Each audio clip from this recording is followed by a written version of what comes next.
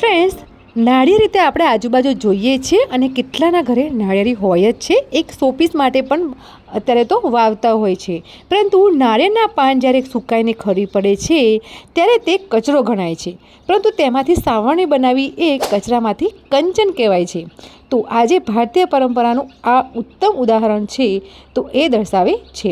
તો કુદરતી પણ કોઈ પણ વસ્તુ નકામી નથી જો આપણી પાસે તેનામાં જોવાની દ્રષ્ટિ હોવી જોઈએ. તો આજે આ વિડીયોમાં આપણે જોવાના છીએ કે કુદરતે આપેલી જે વસ્તુ છે તેમાંથી આપણે સાવરણી કેવી રીતે બનાવવાના છીએ અને તેની પાછળ ઘણા બધા મેં ઉપાયો પણ તમારી સાથે આજે હું શેર કરવાની છું. તો hello friends, welcome back to my channel. કેમ છો? મજામાં? આજે એવા નાળિયેરના પાન, નાળિયેરના છોતરા અને નાળિયેરના જે છાલ એનો ઉપયોગ આજે આપણે કરવાના છે. ઘણા બધા ઉપાયો તેમાંથી જોવાના છે. તો આજે વિડીયોને લાસ્ટ સુધી જરૂરથી જોજો અને વિડીયો તો તમને ગમવાની જ છે તો લાઈક, શેર, સબસ્ક્રાઈબ જરૂરથી કરજો. ચલો લે સ્ટાર્ટ. સૌ પ્રથમ તો પહેલાં શું હોય છે કે સારા અને મજબૂત સૂકા પાન પસંદ કરવાના છે. જુઓ, અહીં હું જોઈ શકો છો કે નાળિયેરના જે સુકાઈ ગયેલું પાન છે તેનો કોઈ જ ઉપયોગ કરતા નથી હોતા.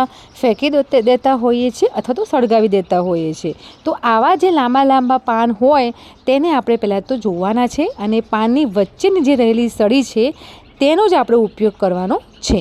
તો સૌ પ્રથમ આ જે પાંદડા છે એ આખી ડાળીમાંથી આપણે પાંદડા અલગ કરી દેવાના છે.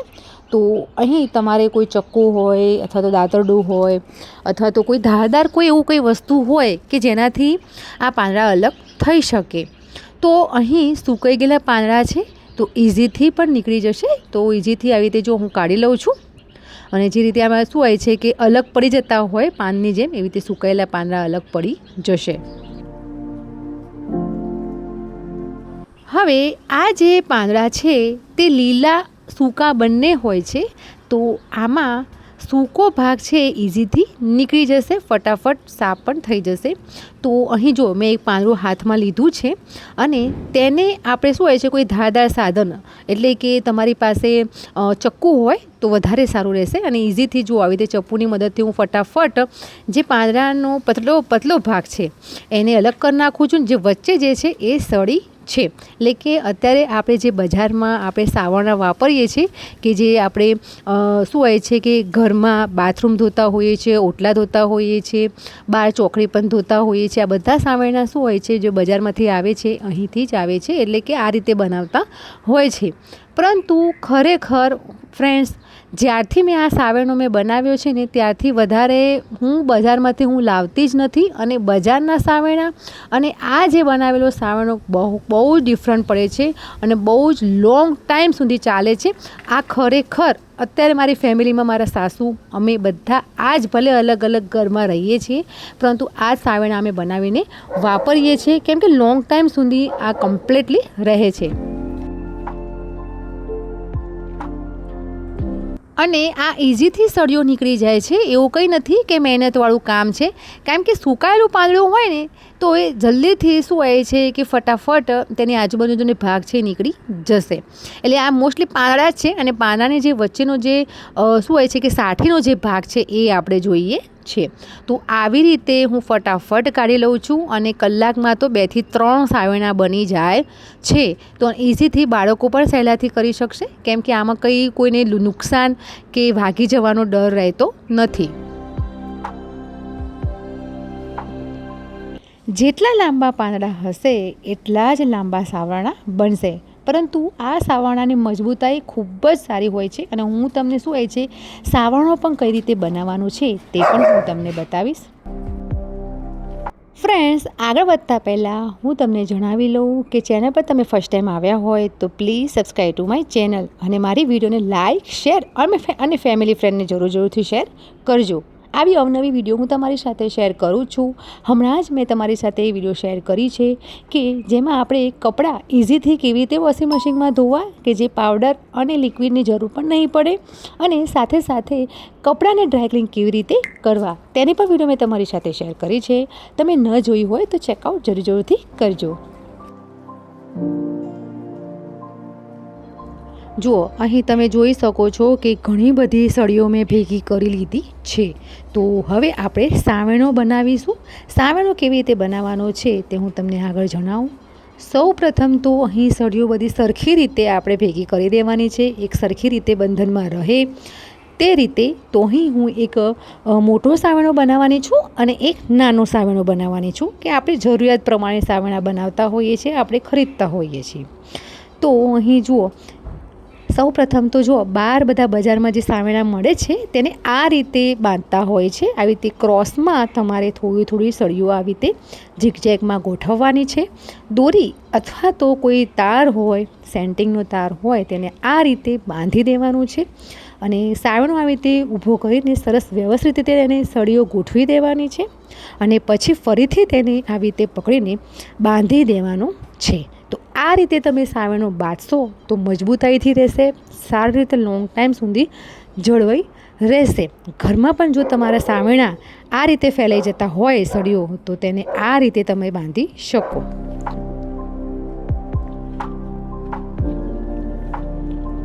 તેવી જ રીતે જો અહીં મેં સરસ રીતે બાંધી દીધો છે, તેવી જ રીતે અહીં હું બીજી સળીઓને પણ આ રીતે જ ક્રોસમાં ગોઠવું છું અને ગોઠવીને આ રીતે બાંધી દઉં છું. તે પણ સરસ મજાનો મજબૂત બંધાઈ ગયો છે.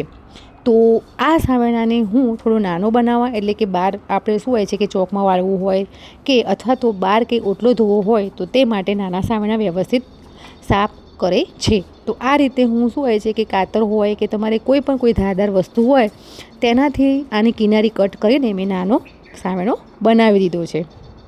તો જુઓ, અહીં બંને સાવેણા સરસ થઈ ગયા છે, તરત વપરાય એવા થઈ ગયા છે અને બહાર બજારમાં મળે છે તેવા સાવેણા છે. હા, અહીં સળીની આજુબાજુ થોડો પાંદડાનો ભાગ રહ્યો છે, પરંતુ તે વાપરતા પણ એ સાફ થઈ જશે.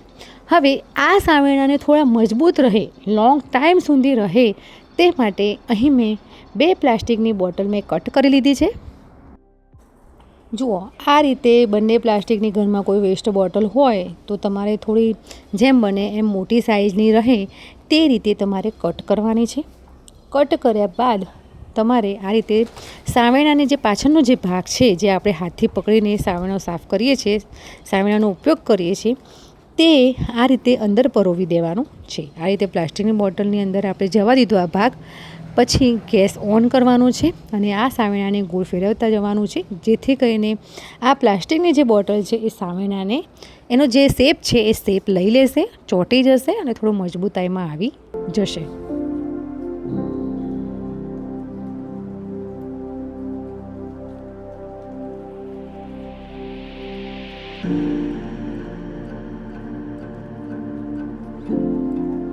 તો ફ્રેન્ડ્સ, અહીં જોઈ શકો છો કે બંને સાવેણા મેં આ રીતે વારાફરતી પ્લાસ્ટિકની બોટલની મદદથી મેં તેના હાથા મજબૂત કરી દીધા છે.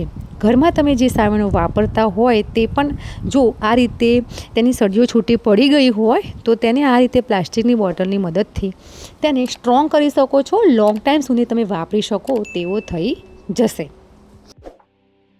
હવે આગળ જો બીજો ઉપયોગ જોઈશું કે નાળિયેરના આ રીતે જો તેનું જે થડ છે તેના ઉપર આ રીતે છાલ જેવું છે, છોતરા જેવું પણ કહી શકાય. તો તેને શું હોય છે કે આ જે છાલ જેવું છે તેને આ રીતે ઇઝીથી આપણે ખેંચીને પણ કાઢી શકીએ છીએ અને એટલું મજબૂત હોય છે કે તેને આપણે શું હોય છે કે વાસણ ઘસવામાં તેનો ઉપયોગ કરી શકીએ છીએ. બહાર વાસણ ઘસવાના લોખંડના અને પ્લાસ્ટિકના જે કૂચા લાવીએ છીએ તેના કરતાં ઇકો ફ્રેન્ડલી તમે આ રીતે તમે કૂચો વાપરશો તો ખૂબ જ સારું રહેશે. વાસણ પણ એટલા ચમકશે અને વાસણમાં કોઈ વસ્તુ ખાવામાં પણ એવું કોઈ ખરાબ આવશે નહીં, કેમિકલ ફ્રી રહેશે. તો શું હોય છે કે જૂના જમાનાના દાદી નાની લોકો શું હોય છે કે આ જે નાળિયેર હોય તેના છાલનો, છોતરાનો તેનો ઉપયોગ કરતા હતા વાસણ ઘસવામાં. તો તેનો આ રીતે પણ ઉપયોગ કરી શકો છો. ઘરે પણ જો આપણે હોય તો ઇઝીથી તમે આનો છાલ આવી રીતે ખેંચીને અને એનો ઉપયોગ કરી શકો છો. અને ઘણા લોકો જે બહાર હોય છે એના જો આ રીતે જે છાલ હોય તેને શું હોય છે કે ચંપલનું નીચે સોલ્ડ બનાવવા માટે પણ ઉપયોગ કરતા હોય છે. તેનો પણ આનો ઉપયોગ થતો હોય છે. અને એક લાસ્ટ ઉપયોગ છે, આમ તો ઘણા બધા ઉપાયો છે, પરંતુ હું જેટલું જાણું છું તે પ્રમાણે તો લાસ્ટ ઉપાય છે. આ ઉપાય બધા જનરલી જાણતા જ હશે.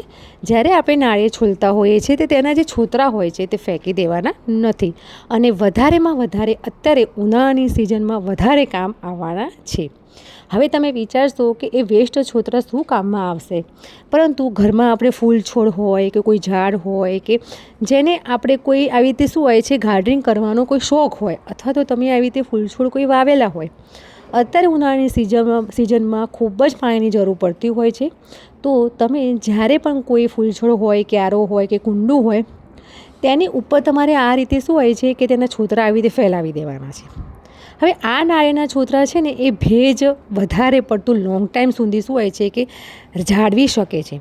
જ્યારે પણ તમે પાણી તમે ફૂલ છોડને આપશો ત્યારે આ છોતરા શું હોય છે કે 24 કલાક ભીના ને ભીના રહેશે, ભેજવાળા રહેશે, કે જેથી કરીને તમારી જે ક્યારાની અને જે તમારે શું હોય છે કે ફૂલ છોડનો જે ગમલું છે તેમાં ભેજવાળું રાખશે, અને ફૂલ છોડ પણ એટલા જ સારા થશે. કેમ કે શું હોય છે કે આ ફૂલ છોડને ભેજવાળી માટી રાખશે, જેથી કરીને તમારા ફૂલ છોડ સુકાશે પણ નહીં. ક્યાંય બહાર જવાનું હોય, 1 કે 2 દિવસ માટે જવાનું હોય, તમે પાણી છાંટી ન શકો, તો તમે આ રીતે પણ શું હોય છે કે આવી રીતે છોતરા મૂકીને પણ તમે બહાર જઈ શકો છો. તો ફ્રેન્ડ્સ, કુદરતે આપેલું છે અને તેનો જ ઉપયોગ કરવાનો છે. તો આજની વિડીયો તમને ગમી હોય તો પ્લીઝ લાઈક, શેર, સબસ્ક્રાઈબ જરૂરથી કરજો. હવે નવા આઈડિયા સાથે મળીશું, નવી ટિપ્સ સાથે જરૂરથી મળીશું.